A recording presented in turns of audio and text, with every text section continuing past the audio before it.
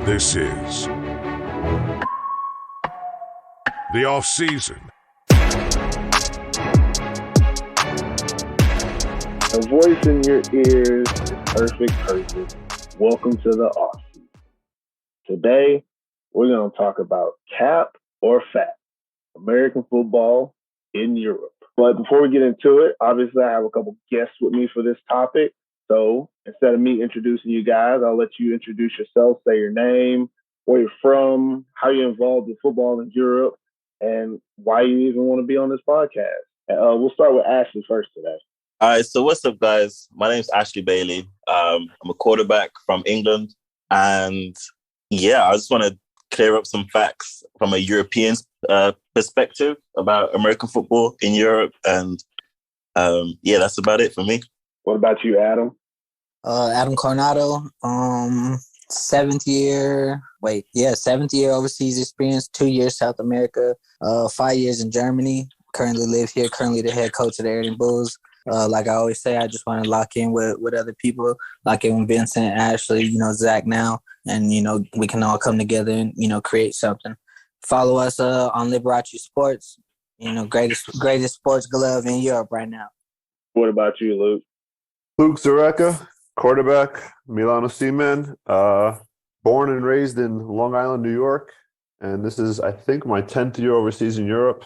I played in Germany, France, Italy, as well as Prague. So I'm just here on the podcast, chop it up and get to know some guys and see other people's perspectives on what's cap and what's facts.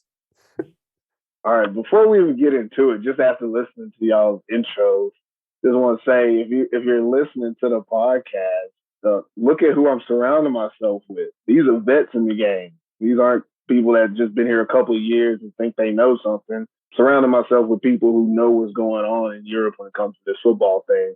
We're looking at 10 years in from Luke, 7 from Adam. Ashley, you what, 7? I think I'm about to go into year 6 now. Year 6, okay. And just throw out my age.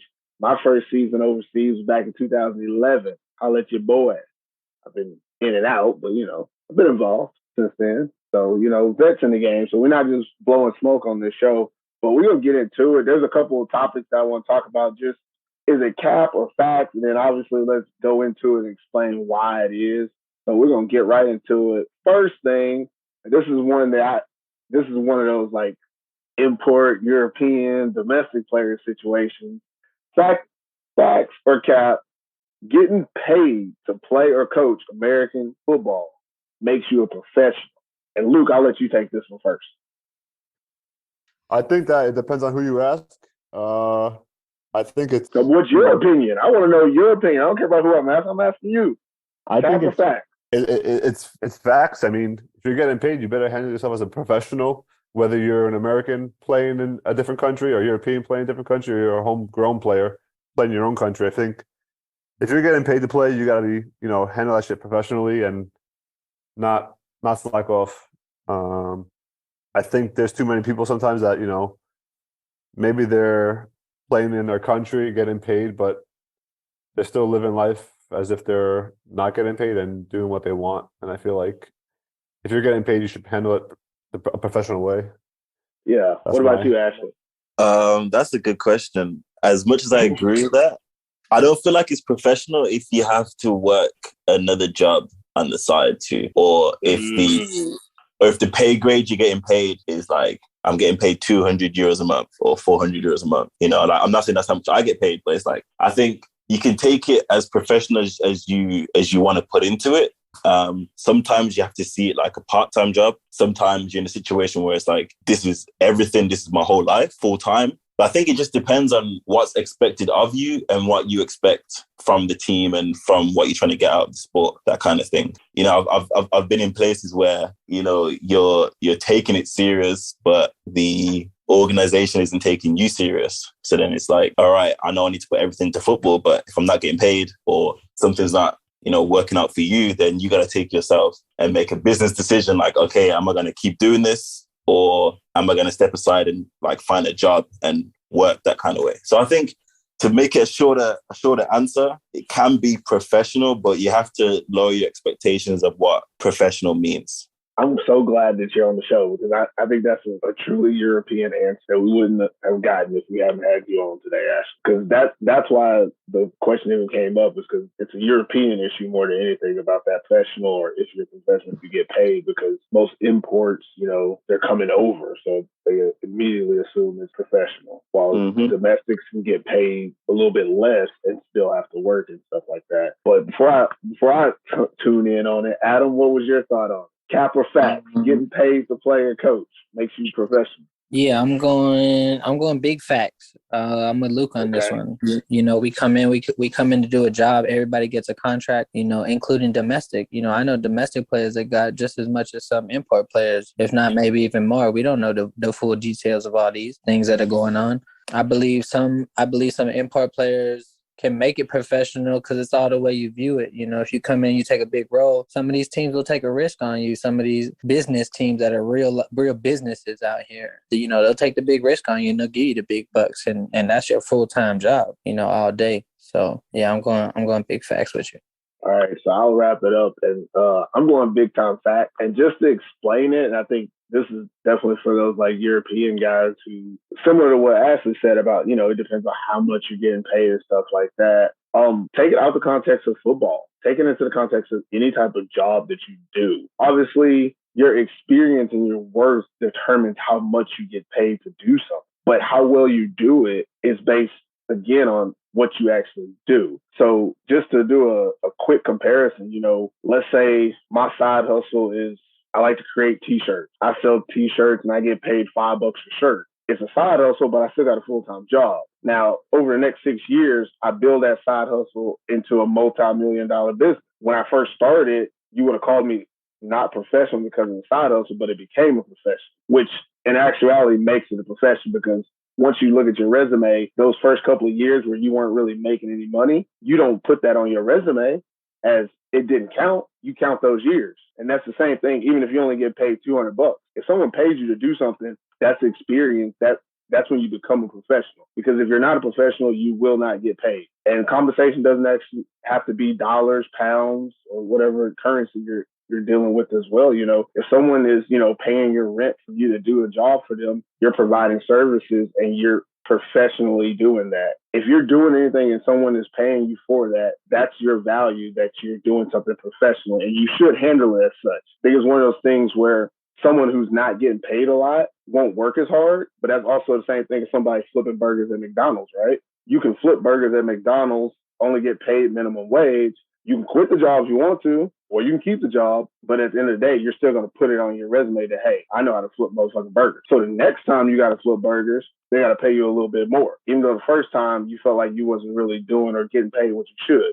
And that's the same thing with playing football or coaching in anywhere in football at any level. If you're worth any type of value, you're going to be compensated. And if you're getting compensated to play, then you are a professional and you should handle yourself as such. I know Luke touched on it a little bit earlier that, some of these guys, they're just not handling themselves as professionals because they don't see it that way. But I 100% can tell you that if an organization gives you any type of compensation, they consider you a professional and want you to act that way. So I think overall, we're just going to say that's fact. You're getting paid, that makes you a professional. So moving to the next one, playing in Europe can get you into the NFL. Cap or facts? Ashley, you take this one first. Wow. Playing in Europe to get to the NFL. Yeah. I would say that playing well and being around, putting yourself in positions where you're getting the attention of the right people in the right places. Like, as much as people say, wherever you, like, if you're good, they'll find you. We know that. I should put that up there.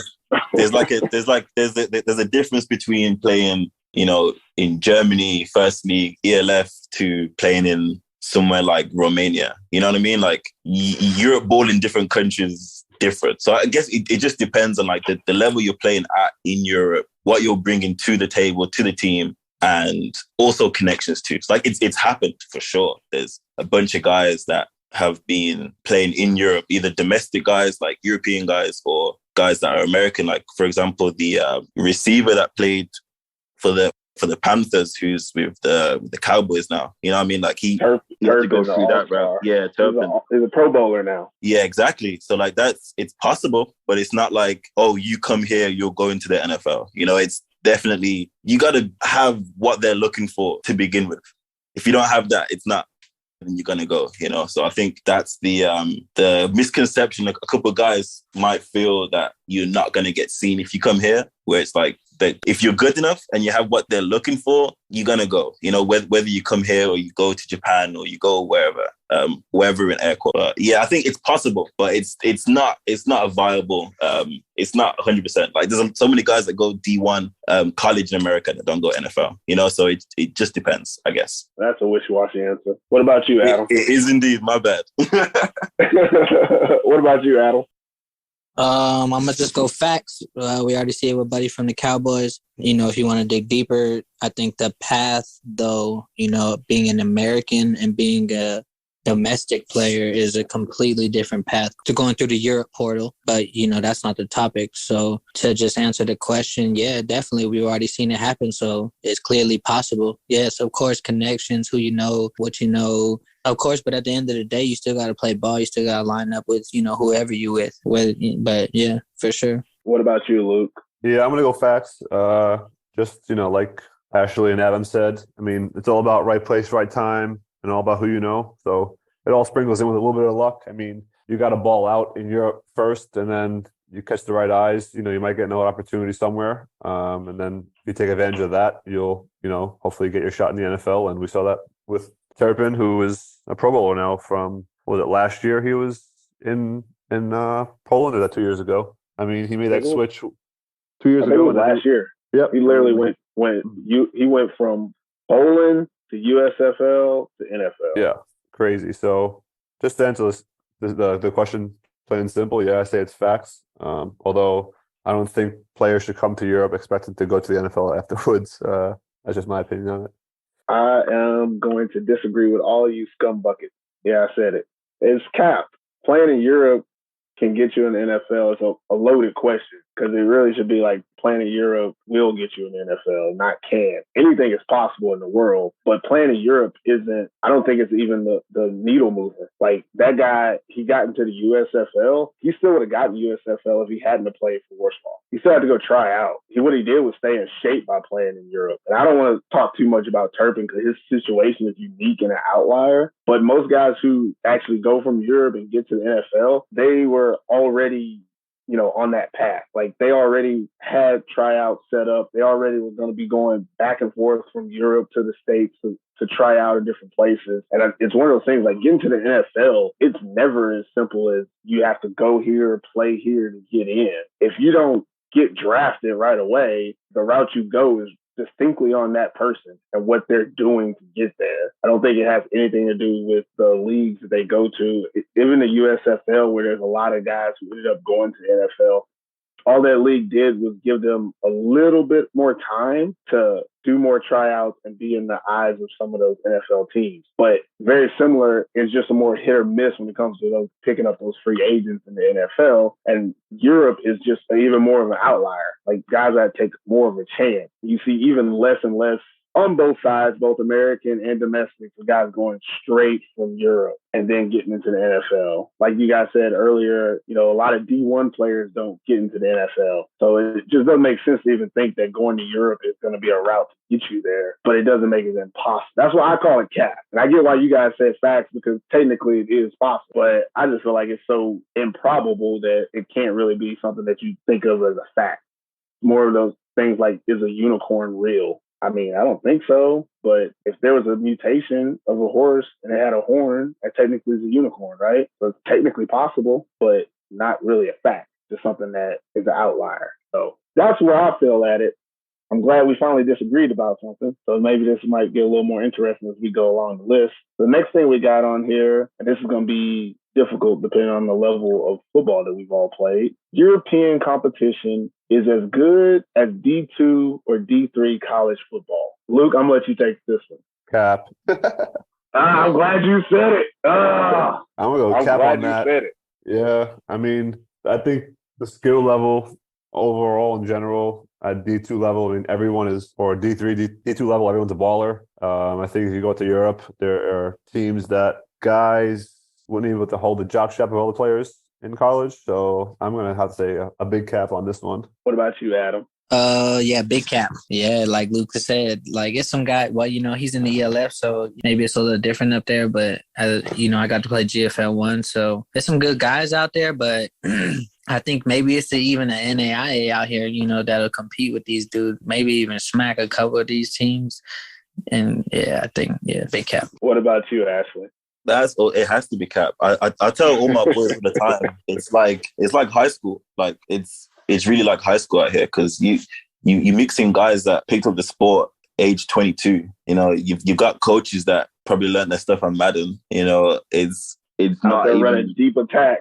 Yeah, and it's like it's not even as big of a culture here, like in Europe, to say like we live, breathe, sleep American football. Like it's definitely not college at all. Like for me, I would say it's not any level of college. It's high school, and that can range. Like you've got crazy good high schools. You know what I mean? I'm not saying like high school's bad. That's not a knock on anyone, but you have to be realistic. Like if a high school team in Texas is going to smack teams out here, then there's no way you can say it's D2, it's D3. So yeah, it's cap. And I don't disagree with you guys either. Like it's just the truth though.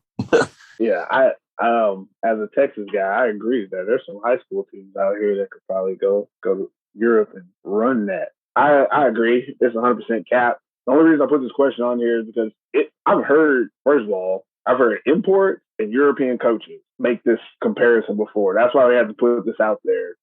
I've heard European coaches legitimately say that their teams can handle some college teams in the States. Straight face.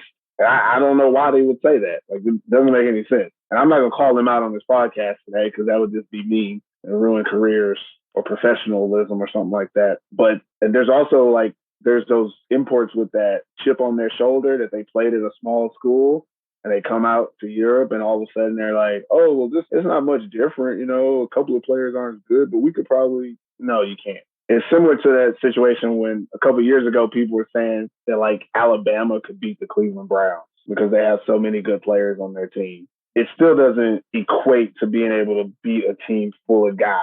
Like if you have one or two positions or one or two guys who aren't on the same level, you're at a deficit that's going to seem huge when you're playing. And college football is a different animal. You got to look at how many people are playing college football compared to how many play high school that don't make it to college football. Like it's so competitive. Even looking now, people see a lot of Europeans going to play college football and they're like, oh, well, that means, we can all compete. If 200 Europeans play college football, that's 200 out of close to 1 million players.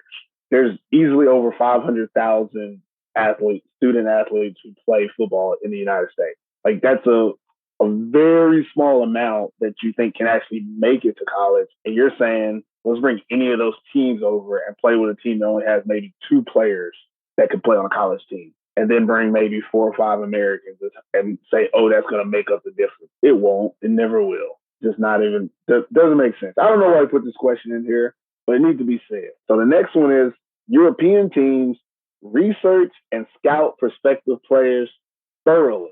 Okay. Adam, you got this one. Nah, big cap.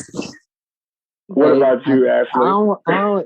Big cap. I don't want to say, I don't want to doubt anybody, but, sometimes some of these teams just close their eyes and, drop their finger on people. But, yeah, that's just how I feel, though. But, yeah, big cap. What about you, Ashley? The biggest of cap, bro. Oh, my goodness. No.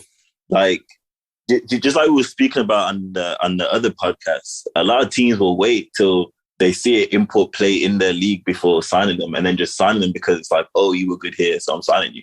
It's like you might have 1 or 2 or a handful of teams that have a dedicated person that's just scouting. You know what I mean? But that's rare and far in between. And again, it's like, nah, they don't thoroughly scout guys. It's tough to do that because if you really want to scout guys properly, you'll be flying guys in for workouts. It wouldn't just be hitting guys up on Euro players. You fully want to check the references that they have. You'll want to properly, get the tape and measurables, and teams ain't doing that. Teams ain't doing that at all. Like I've been out here long enough to see way too many teams that sign US import guys that are just trash, and I'm like, what did you see on the film to want to take this guy? You know what I mean? Like this is just someone that probably played high school and he's been on the couch for 6 years, and now you're signing him. And then also from a European perspective, I couldn't tell you how many times I've been offered to play receiver, and I don't play receiver. I don't play that position. I haven't played it since I was probably 19, and then I'll get an offer like, hey, yeah, we like what you do. Come play receiver, come play DB. And I'm like, what are you talking about? Play DB? I can't tackle. Where on my history of playing have you ever even seen me play defense? You know what I mean? So just based on those two things alone, nah, it's cap. I just want to talk about the things that you said because they're so funny. First off, the references. I don't know how hard it is for a team or somebody to say, okay, this player played here. Let me call his coach. Let me text his coach. Like, I know maybe you don't get an answer, but that tells me something. If I know a player and I try to get in contact with his coach and I can't get in contact with him, then obviously that player is probably not for me because I can't find out really how good or what he does. But I can tell you right now, my high school coach, if you go and find him online and send him a message and ask him about, Vincent Pervis, before Perfect Pervis was born, I promise you, within a couple days, you're going to get a message from him explaining him to you exactly who I am and why you want this old ass dude to play. But, it is what it is. But he'll explain what I was in high school, not a problem, because those are facts. Like, if you ask any of my college coaches, they will respond because I had that impact on them. Maybe not the head coach. Me and him didn't get along.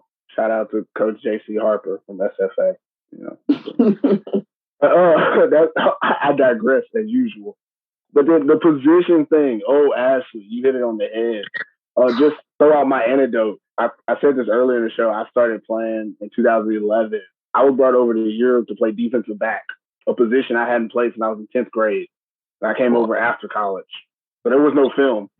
And they brought you all the way over here to do something you haven't done. Like, that's like, I respect you for doing it. Don't get me wrong. I came because my homeboy said, come on. I got a call and they're like, hey, we want you to come all the way to Switzerland. I was like, y'all crazy. And then 2 days later, they sent me an email with a plane ticket. And I was like, cool, I'm on my way. And I showed up, balled out. I led the league in interceptions. For the 3 years I was an import, I always led the league in interceptions playing defensive back. And that's an anomaly, though. Like, that's not a normal thing. But it was one of those situations, they're like, you're an athlete, you can do it. And unfortunate for them, I was. But in your situation, a lot of teams try to do that with European guys who don't have the same experience. I grew up playing defensive back.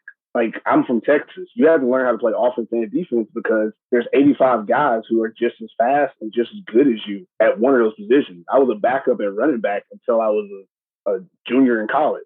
Like, I was always a backup because there's always a guy from Texas who was faster than me. I ran a 10-8 100 meter, and I never got past fourth place. Like, that's where I came from. So so you had to know how to do more than one thing. But someone from Europe who's played on a team where there's probably 20 kids on your youth team, and then when you're on the men's team, there's maybe 30, 40 kids. So you're playing one position. Like, you have to play that position. And you get good at it, but you're not forced to play multiple positions. And these coaches are like, well, if you can play quarterback, you know what a receiver does. No, you don't. You haven't spent time catching balls, running routes, finding out the finer things of how to get off the line of scrimmage and how to set your routes up and how to be on time with a quarterback. You've known how to do it from the quarterback position. It's different than someone who was bred in it. But again, that goes back to what we say. It's all cap that you would think that coaches would do some type of scouting. Like, that's one of those things where I know if you're coming from the UK, you've probably had to play both ways. You play on a shit team and you have some type of knowledge, but I wouldn't rely on you as a defensive player if you're an offensive player because you probably had to play it when your team didn't have enough players. Not me personally.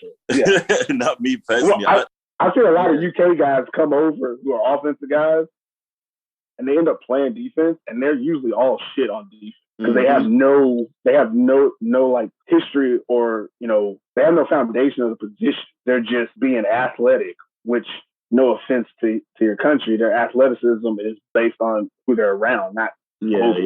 Like, yeah, they can do it in, the league that they're from, but when you bring them over to another country, but yeah, that's all cap. Luke, did you have anything you want to throw in on the fire? Yeah, just to piggyback off that, I feel like some coaches get caught up with like where a person went to college as opposed to like what they did in college. Because I feel like sometimes you got these guys that maybe went to big schools and didn't see the field, and they're being based or judged off of their high school tape. So it's like, how are you gonna say that this person is a baller and you're able to bring them in just because they went to a big D1 school, but they didn't see the field at all. And now you're recruiting them based off of their high school tape, and you don't know what they did the last 4 years, basically. So, yeah, I just wanted to throw that out there, too.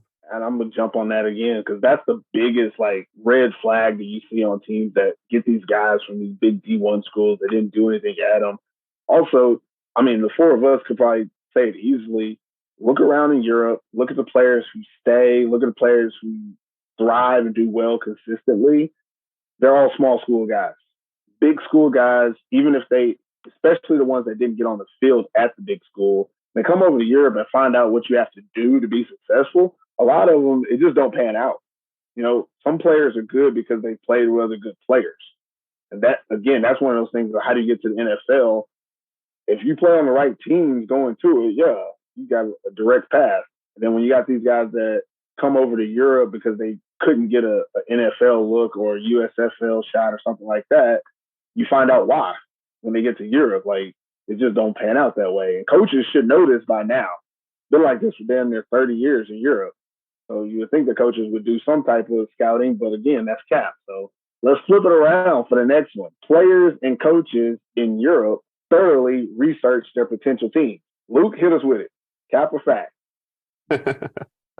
I want to go cap on this one as well. I mean, yeah, I think that players, if you're hungry and you want to continue playing ball, whatever the first team that hits you up and says, hey, we'll bring you out to play for us, you're going to be all right, let's do it. Where I feel like, you got to talk to other old or other imports that have played there as well to see what's good with the organization. Do they pay you on time? Do they put you in a shitty housing, or how's the housing? And I just feel like players sometimes jump at the first offer and don't do their research behind it to see what's good. And then, if they're in that situation, then they have a shitty experience somewhere and they're like, all right, screw this. I'm never going to come back and play in Europe anymore. So I feel like that's cap. Yeah. What about you, Adam? Yeah, cap as well. I don't think they do. Like Ashley said, most of them, they're going to take the first opportunity that they get. If you think about it, imports don't really talk. We won't look up, the last import they had and write that person and ask how the team was. To be honest, I think we need to get an import federation, and get some things like this exposed and get the research that we need and the proper recruiting, because I think a lot of that's a problem, but a lot of it's good too, because maybe like me and maybe some of you guys are the same. You went on not a bad team, but a lower level team, and just to get out and you turn it in to something 5 years later, 3 years later, 2 years later. But yeah, on that it's tough. But yeah, it's definitely cap, but it's tough because sometimes you got to take those deals, but I don't think that we do the proper research. Definitely not. What about you, Ashley? Just to switch and not agree with everyone, I'm going to say it's what do you say, cap or facts? I'm going to say that we do research. Well, I'm going to say okay. Me personally, I do my research. Like you said, I speak to guys. Whenever guys hit me up about where I've been or asking about leagues, I try and give them as much non-biased information as possible. Or if it's a situation where I know it's bad, I'll be like, yo, red flags, don't go there. Don't listen to if this guy's recruiting you, don't listen to him, it's cap. You know what I mean? I'll give all the information that I can out to guys. Me personally as well, I really look at the team's uniforms. That's a big green or red flag for me. If one the uniforms? Yeah, because if the uniforms are fitting everyone, that means the uniforms are ordered for each specific player. If the uniforms are like updated each season or every 2 seasons, that means, the teams really invest in money. So I'm like, if they can take care of their uniforms and everyone's looking right, they're going to take care of it. You know what I mean? But like, if you're going to go somewhere and they got the same uniforms from like 6-7 years ago, nothing fits, guys got different helmet colors. That to me, no names on the back and stuff. Yeah, exactly, you're right. Exactly. So like me, that as much as I want to look good, it's like, if you're not taking care of that small part of the team, I can't trust you to take care of the rest. So I'm going to say, for me personally, I'm saying it's facts that we research, but I know it's probably cap because not everyone does what I do. Yeah. I'm gonna call it cap, but I'm gonna go where you went, Ash, and say that there are some people that like actually do their research. And I think to even dissect the question a little bit more is, I think like first year imports, it's cap. Like they don't do any research. Like what Luke said, they just take whatever they get. But I do think like guys who've been in Europe for a couple of years, they start to reach out or try to find someone they know. Anybody who knows anything about football in Finland knows that I'm usually somewhat connected with the teams and the players, or at least I can give you an idea of what situation you're going into. And every time I see a new person, like especially import-wise, that shows up in Finland and they end up in like a shit situation, I'm always like, you knew where I was. Like someone should have told you to, hit me up. Like I can't go around looking for everybody, but I've also had a lot of people come to me and ask me about teams, players, and this is every season. And usually the ones that I actually have conversations with end up, doing the right thing. I'm not going to put any names or anything out there, but if you are interested in playing or being involved in football in Finland, hit me up. I'll explain to you how things go, what cities are good to live in, what aren't, even, which teams pay a little more, which teams, do a little more, which teams have better women, stuff like that. Which leads me to the next one, cap or fact. The majority of imports that remain in Europe do it for the women. Ashley, is that true? Cap or fact? Oh man, wait, how much of a percentage is majority? First of all, I mean, I guess it's 51 or more, right? 50. Yikes. Just based on that, I'm going to say facts, because I know way too many of my boys that had too much fun in Prague or in Germany or in all these places. I'm not going to say like the women is the reason why they're out here, but I got a couple of my boys that are from the US and they come out here, they flip on their Tinder or Hinge or whatever, and they go crazy for like 3-4 months. I'm saying the reason they stay, like some guys come out here, the football ain't what they like, but they like, well, I'm so young, like, got a little tail. Guys, yeah. Like I've been around guys where it's like, they come out here, they live life, they play ball, whatever. They go home and they're like, it's not the same, bro. Like I would rather come out here and get paid like $1,000 a month to play ball and live life than go home and earn much more than that in like a regular job and then just see the same girls they were, had from high school or college. So yeah, it's not the reason why I continue playing. Also, a lot of guys end up having kids, which I'm a victim of. Not victim. That's why I said majority. That's why I said majority, not all. Because the domestics would be a little bit different situation because Europeans going to other European countries is the same as like, Americans going all the way over. I'm going to say it's facts. I'm going to say it's facts. Yeah. I think at least 51% of guys have women as one of the reasons why. So, yeah, I'm going to say facts. What about you, Luke, who lives in Italy now? And are you engaged or married? I'm engaged, yeah. Plead the fifth. Yeah.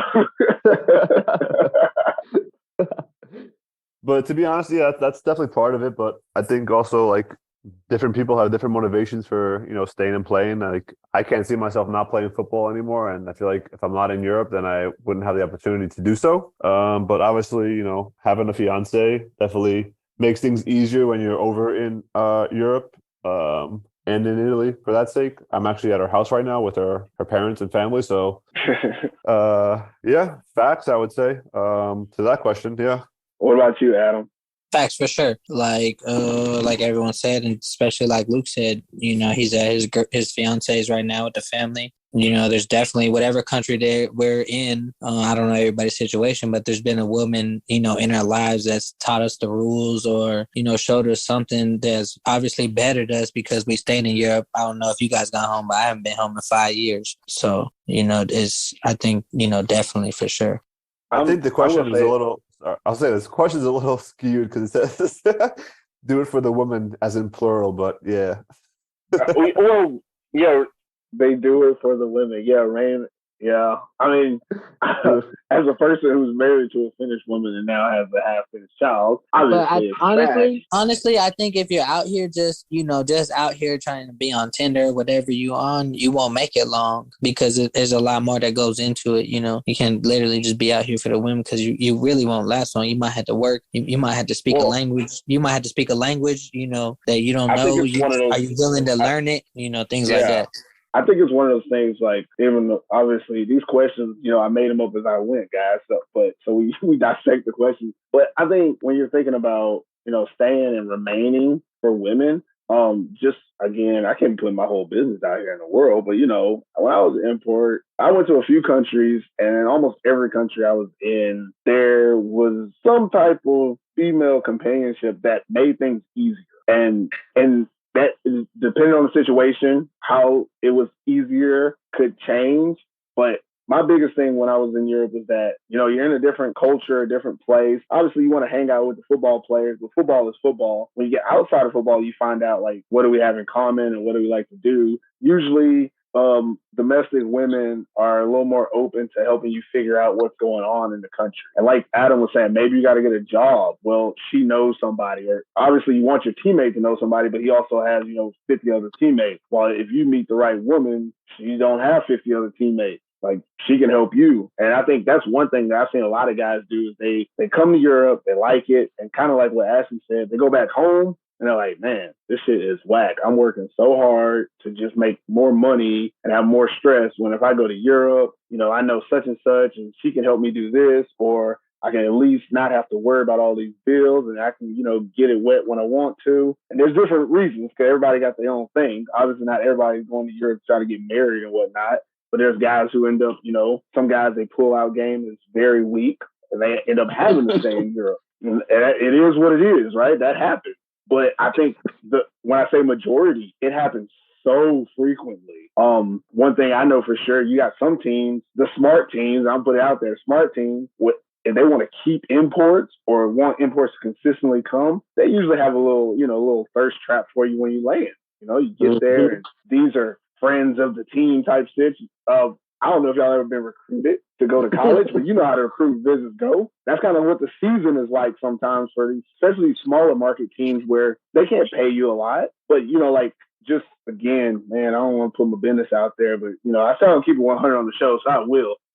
When I first went to Switzerland the first time, I remember the pay was not great, but the team was able to, connect us with enough people, the right people that, we were able to get free meals from certain, both women and like relatives or teammates and stuff like that. And we met people that like were able to make things that would have been expensive for us not cost anything. When I played in Italy, someone introduced us to a club promoter. We never paid to get into a club for 3 months. And that was an expensive place to be in Rome. So that was one of the things that I really loved about that. But it really had nothing to do with the actual football. But the people that we met there, I'm just going to say they were not of the same sex as us, and it helped our situation. And it made being there more enjoyable, and it had nothing to do with the team. And I think that's what happens with a lot of guys is you get over there and you just start meeting people. And naturally, you gravitate to, like-minded people. And there's a lot of women in this world, and guys like women. So we gravitate towards them. And if you do it in the right countries, you end up making a life.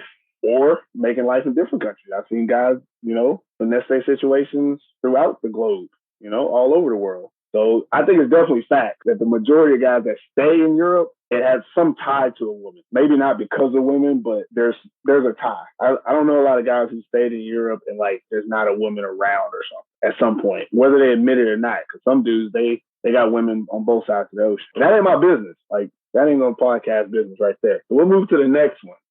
In most leagues, the top teams have the best domestic players each year. Back to Caps. Ashley, you go with that one. I'm going to keep it short and sweet. That's fact. That always will be facts. Unless a team has the budget and the league has the infrastructure where there's no real limit on imports, it's going to be the domestic guys. It's going to be the domestic guys. Unless you can bring in like 7, 8 ballers in that can really change the game, it's the domestic guys. Or at least if you want to build something long-term for 2-3 seasons. Because if you do that, if you're going to pay all these guys and bring them in for 1 season, the chances of you bringing them all back the next season to run it back more unlikely than not. So yeah, all the big dynasties and teams that have been running stuff, it's domestic guys. Adam, what about you? Yeah, definitely agree with Ashley. I mean, we see him moving around every year. Like we hit on, we were talking about yesterday about loyalty. Even some of the good guys will be bouncing around every year because they want to get the ring, be on the top team. Yeah, for sure. Luke, what about you? Just to play devil's advocate, I'm going to say Cap. I think that teams can run their team and their success through imports. I think, even if you have really good domestic guys and you have some trash imports, you're not going to go far. But I think if you vice versa, if you have some really good imports and some trash domestic guys, then you can take your team really far. So I'm going to call Cap, even though I do agree that domestic guys have a large part of success with teams that have constant success. But Cap. I feel Luke on that though. You need imports at the end of the day. I was gonna agree. We won't touch on it, but yeah. Yeah, I was gonna. We'll get to it. I was gonna agree with Ashley when he first went. Then when Adam agreed, I was like, yeah, it's probably fact. And then when Luke said that, I don't know how you changed my mind, but yeah, I said Cap. And I'm thinking from the point I'm looking at the question, obviously, and it says like in most leagues, and I'm just thinking in the top leagues. Yeah, you got to have good domestic. Like the best domestics are usually those are teams that win because the imports kind of cancel each other out. But in lower leagues, which is more leagues than the top league, there's a lot more lower leagues than our top like football leagues in Europe. You get 2 or 3 good imports, and that changes the whole damn team. For sure. Like talking about those like Eastern European countries, like someone said Romania earlier, they just bring in imports and Bucharest runs wild, right? Like that's just how it is. Even in Italy, and it used to be similar when you could have more imports. You bring it, whoever has better imports probably gonna have a better team. Actually, that's 100% true after what happened the last few years. I don't want to get too much into it, Luke, but you understand what I'm saying. Yep. Same thing in France, and Finland's a different situation only because there's always so many imports. But actually, Finland falls into that as Cap too, because a lot of these teams, if you look at their domestics in Finland, the domestics, most of them don't even get to play in the damn games because they bring in imports from all over Europe. So definitely Cap for me. But I could agree how it could be facts for some. But I think overall in Europe, if you look at all the different leagues and not just the top leagues, imports, I mean, that decides who wins or loses a lot of these leagues. Now, for this one, excluding the ELF, because it's just really hard it's only been around for like 2 years, so it's hard to put this like that, to look back at the ELF. So excluding the ELF, the majority of leagues have the same top 2 or 3 teams each year. And again, let's look at this like in a, decade type of window. The leagues that have been around for 30 years, obviously you go through cycles, but say in the last 10, 15 years, you can point out 2 or 3 top teams almost every year, like before the season starts. Cap or facts, Adam?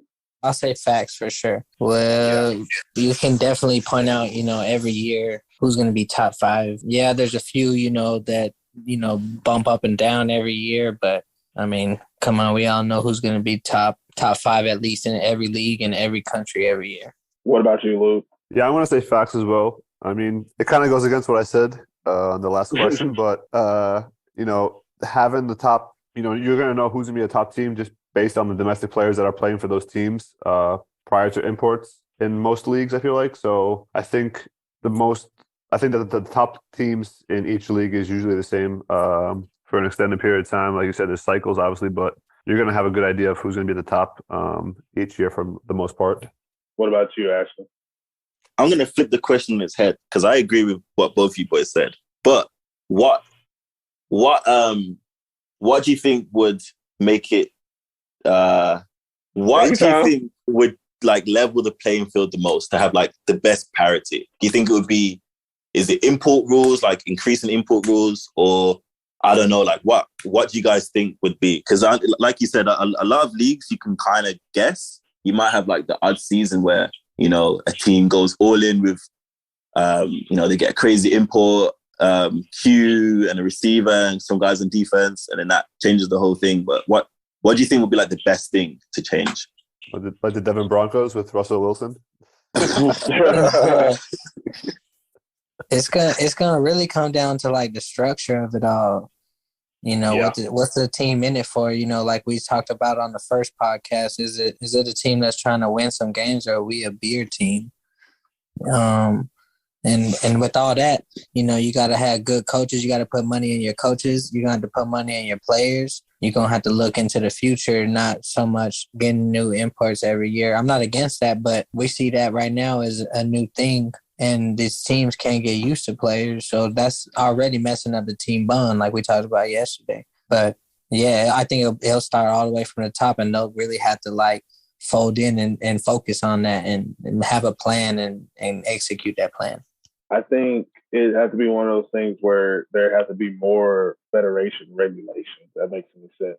I know I'm using rhyming words. But you have to first, just basing off of Finland out here, you know, how we do things. Finland has a really good, like, league structure of how the teams are organized and how they play at certain levels and stuff like that. But the parity is lost because players can pretty much just change teams whenever they want to. Mm-hmm. And what it does is it allows, you know, certain teams that if you have a better situation, you're always going to have a better situation. Like, it's not something that you can lose it because another team, you know, waited around. Like, if you recruit well, you're always going to have players that want to come to your team. And if you're recruiting and you're winning, how is someone going to combat that if they can't out-recruit you and they can't beat you because they can't even these odds out? And that's where the league would have to come in and come up with different ways to even it out. Here in Finland, I would do kind of like what I know we had talked about, like team loyalty somewhere, having players do commitment contracts, you know, like you plan to play for this team for a certain amount of years. And that gives the organization the time to actually build and come up with strategy. Because you have guys who they'll join a team and say, okay, here's our 5-year plan. 2 years into it, half the players are gone. So, like, they can't focus on, you know, we were trying to get sponsors and we're trying to do this. Now we have to go and recruit because our players left. Stuff like that. Like, if the league would implement, you know, if you're playing on this team, you have to do it for this amount of time. Or if you're getting sponsorships, you can only go up to this amount. I mean, and that's where it gets real tricky when you start messing with team money. But again, that's the type of regulation that makes, you know, like the NFL work that people are trying to, like, mimic. But also, if you look at, like, high schools in the state, there's a lot going on that has nothing to do with football. And the better teams are consistently good, but the competition is also high as well because there's other teams with similar situations. Here in Finland, one thing that I would suggest that I really wish someone would listen to me about is have less teams. The fact that people have so many choices is one reason why parity is so hard to, you know, get, because you can play almost anywhere you want to based on your convenience and preferences. But look at the NFL. There's only 32 teams. You can't just go. You can't just go into Rhode Island and say, hey, I'm gonna start an NFL team. That's not gonna happen. And that's just something that the league would have to take charge of, saying, you know, these 8 cities financially, logistically, and, you know, fan-wise would be able to survive and flourish and promote the league and help us recruit as well as become a professional league. This is where the teams are. If you don't like it, you can play for a farm team for those teams, but you can't start another team and have this team rise through the ranks and then get to the top league and then lose all your players to other things, stuff like that. That happens a lot here in Finland. I mean, obviously it's not the same in other countries, but I do know that in most countries, the small teams can't compete because they're not in the major city or they don't have the resources that the top teams does. And the only way to really even that playing field is to spread out those resources or force either the lower teams to be more professional or the more professional teams to be less professional. And I know I'm over talking here, but that works and it don't work at the same time. With the import rules, I think that's one of the weirdest things to change because we've seen in Poland, they used to allow 3 imports. Now they only allow like 1 or 2 or something like that. In the last 7 years, the play in Poland has went down. I don't care if Wrocław is still really good. That has nothing to do with the play in Poland. We all know that it's not as good as it was when there was 3 Americans on the field at the same time. And that also goes for leagues like Italy, where Italy has a much better parity than most leagues, but the competition level is not nearly as high as it was when they allowed more imports on the field and it was a little bit more structured that way. But that works for that league also because the parity is closer in that league because of it. I feel like that's something that a lot of leagues have tried to do, but they didn't have the right pieces or resources around. So that's what I would suggest, is that the league needs to step in to even the playing field so that teams can successfully, compete against each other. Sorry it took me so long.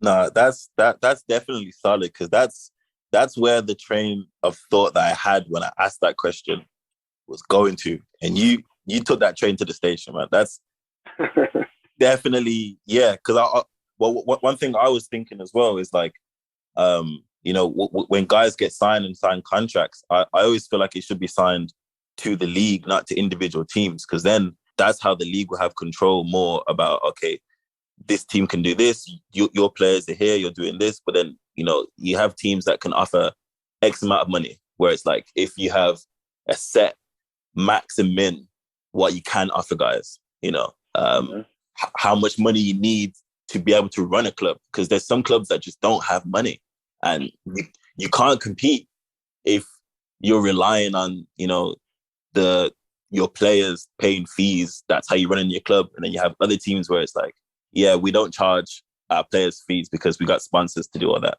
so like that, yeah, like minimum requirements for a team to even be a team, and just like overall openness and apparent, yeah, because like if you can only offer a certain amount of money, then you can't convince guys to come and sign with you based on the money.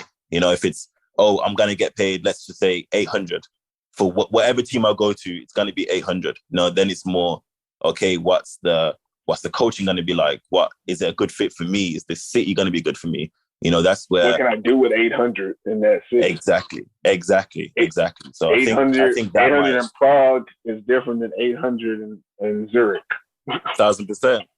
So yeah, I think yeah, the league should take a bigger ownership. Of course, the teams that are doing well now wouldn't want to change that, but I think it would help the smaller clubs to either, like you said, become more professional. Because I think the one thing you'd hate to do is to tell a team to become less professional. Like that to me feels like a step backwards.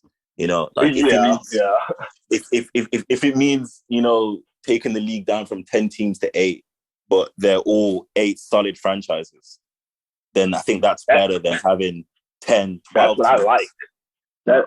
Throwing it out there. That's one of those things, like, I know if you're not in the know, a lot of people might think like the Swedish league is going down type of stuff, because their top league only has like 4 teams. Mm-hmm. But those 4 teams, 1 through 4 is 1 through 4. Yeah. And even last year, I think one team only had like 1 win going into playoffs, and nobody wanted to play them because like they were so like competitive against each other. And I was asked a lot of times, like, why don't they have more teams in the league going down? It's actually fiscal responsibility.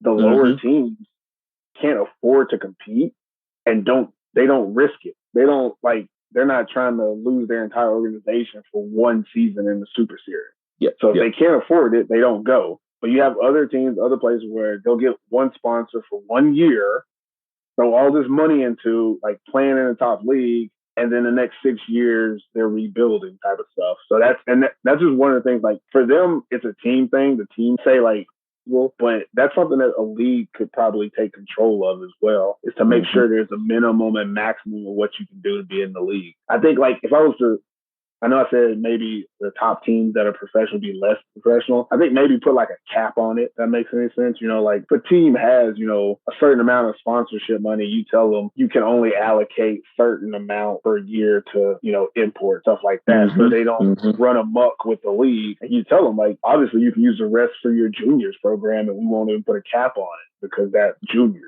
If that helps you in the future, then that's the way you do it. Yeah, but teams are going to find ways around that too, though, I feel like. I mean... Well, obviously. So even everybody, yeah. But even like that, like, like the bigger teams that have more money will still find ways to like slide a couple extra bucks under the table and, get those better players just to, and then still run the table in the end. But I do agree that, there should be like that salary cap, I guess, similar to what the ELF is doing, which, helps. And I think even when I say it, like, I don't really support a salary cap per se, but if there's a way. Like, this is just ideas that we're talking about. Obviously, I don't think any of us are, running any leagues anytime soon. But again, something is better than nothing. And I think that we can all agree that, the different leagues should be able to have that type of power and control to regulate the leagues more than just, you got to sign up and be in a federation, be IFAF type stuff. But I think we did it. I think Kappa Facts went well, fellas. Yeah, we're gonna end it right there because Ashley ended it with a great question about parity in the different leagues. I don't know how we got to that, but I'm glad that we did. Yes, and that's yeah, a big facts on that. That's the show, man. We're just talking and letting the conversation get us to places. Oh, guys, you want to say anything before we get out of here? Last words and last thing you want to say to anybody listening? I just want to say a big shout out to all the females out in Europe and globally that have been holding us athletes down. Because, boy, if I didn't have girls in my life or women in my life, man, I don't know what I'd be doing right now. That's like not even just Tinder, whatever. Like, so many females or people that I've met outside of the football teams have really held me down. If it's like you need money, you need paperwork, you need something translated. Yes, somewhere to stay. You need to whatever it is. Like, you're gonna find someone out there, and they're gonna hold you down. Just wrap up or pull out. That's all I can say. If you can do both, trying to do. Just thanks for having me on. Appreciate you guys. It was great chopping it up. Happy New Year, and I wish you all a healthy and successful season next year. Whoever is still playing. So definitely good luck to y'all next season. I know everybody gonna ball out. Vincent might even come back. He might strap up if his back get good. But now appreciate the energy, fellas, and good crossing paths with you guys as normal. I want to squash them rumors right now. You will not see Vincent Pervis nor Perfect Pervis strapping up shit. That ain't never gonna happen. It ain't happening. Now, how much would it take for like a single game? I got a number. Like, if you pay me 2,000 euros, I'll play one game. I will play That's one low, game. Man. No, but it's 2,000 euros for a game. I'm not coming to any practice. You just show up. Say, look, I'm going to show up at the game. And I'm not guaranteed that I'm actually going to play. I'll just be there. Like, what you mean? Like, 2,000 gets me to put on the equipment. 84 don't switch on game day. Because I promise you, I'll walk out there and accidentally pull something, and there's no refund. So, it is what it is. Like, I'm not getting none of my money back. Yeah, it's got to be cash, and it got to be euros. I don't take any other currency. I don't even take dollars. I take euros. It got to be straight cash, and it got to be in my hand before I even think about actually coming. So, pull a hammer during high knees. Yeah, during high knees, I'm like, oops. Well, we took the chance. You had a good investment. I hope y'all got some photos of me because I'm out. You'll put fans in the stands though, and that's gonna make up for it. So Yeah, I'll have a press conference and let people know that I'm coming out of retirement. I'll see if I can get ESPN Europe out there or something. I'll make it work for 2K. I'll do that. But actually, I will be. Well, I don't want to put the cat out the bag too early, but I will be playing flag football this summer. Hopefully, if everything goes right. I've been hitting the gym. Well, not during this last break, but I've been hitting the gym. If you follow me on Instagram, you've seen I've been dropping them 7 a.m. workouts, getting on the bike. Finish national team? Minutes. I can't be on the national team. I'll never be a citizen. Sorry, guys. But I just won't be. I'm not. I speak a decent amount of Finnish, but not well enough. But I'm actually going to be playing in the Swedish league. So okay, yes, sir. So I'll be playing with the Stockholm. I see you getting back healthy. Yeah, I'll be out there. Matter of fact, if you're listening, I'm really rambling. The AFF Revolution team is now going to become an international travel flag football team, and we will be recruiting in the next couple of months as we get ready for the summer season as well. And that team, I'll be a emergency reserve player. I won't play because we intend to have some of the best players in Europe. Of course, you guys are more than welcome to try out. Yeah, I said try out. Like there's nobody getting automatic spot. No handouts. No handouts. You got to send us some film. Like we need to see like some action. I don't care if you do have a medal, Luke. You got to send me a film roll, bro. If you want to get on the squad. Yo, I got my book. What you mean? I got my playbook in my back pocket. I'm good. Hey, send me some of them plays, and if they look good enough, we'll see about putting you on staff. But yeah, AFF Revolution, we coming for everybody next summer. Like flag football, I'm coming for everybody.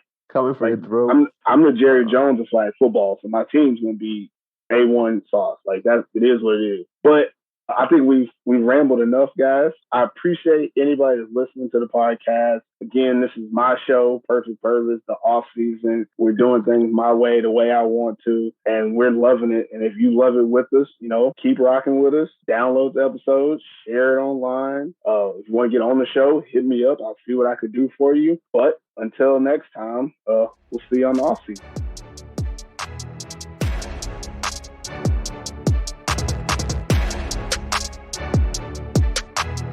This is the off season